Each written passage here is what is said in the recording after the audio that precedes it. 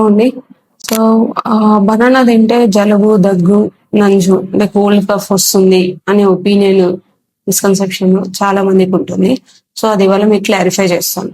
జలుబు, దగ్గు అనేవి వైరల్ ఇన్ఫెక్షన్స్. సో అది ఎలా వస్తుంది ఇన్ఫెక్షన్ అంటే మనం పీల్చే గాలి నుండి వస్తుంది, అంతేగాని ఫుడ్ ఐటమ్ నుంచి కాదు. అండ్ బనానా అనేది highly nutritious food, instant energy ఇచ్చే fruit and high fibre content ఎక్కువగా ఉన్న ఫ్రూట్. సో ఈజీగా డైజెస్ట్ అవుతుంది పిల్లలకి. ఈ బనానా అనేది మనం 6 months తర్వాత పిల్లలకు ఫుడ్ తినడం స్టార్ట్ చేస్తాం కదా, అప్పటి నుంచి కూడా స్టార్ట్ చేసుకోవచ్చు. ఈ ఏజ్ తర్వాతనే స్టార్ట్ చేయాలి అలాంటివి కూడా ఏమీ ఉండవు. ఇన్ఫాక్ట్ ఫీవర్ కానీ వామిటింగ్స్, మోషన్స్ అలా అయినప్పుడు పిల్లలకి ఈజీగా డైజెస్ట్ అయ్యి ఇన్స్టెంట్ ఎనర్జీ ఇచ్చే ఫ్రూట్ ఏంటంటే banana.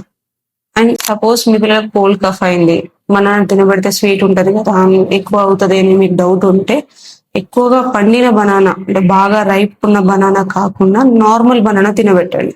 So that sugar content కొంచెం తక్కువగా ఉంటుంది, థ్రోట్ ఇరిటేషన్ అనేది ఎక్కువగా కాకుండా ఉంటుంది.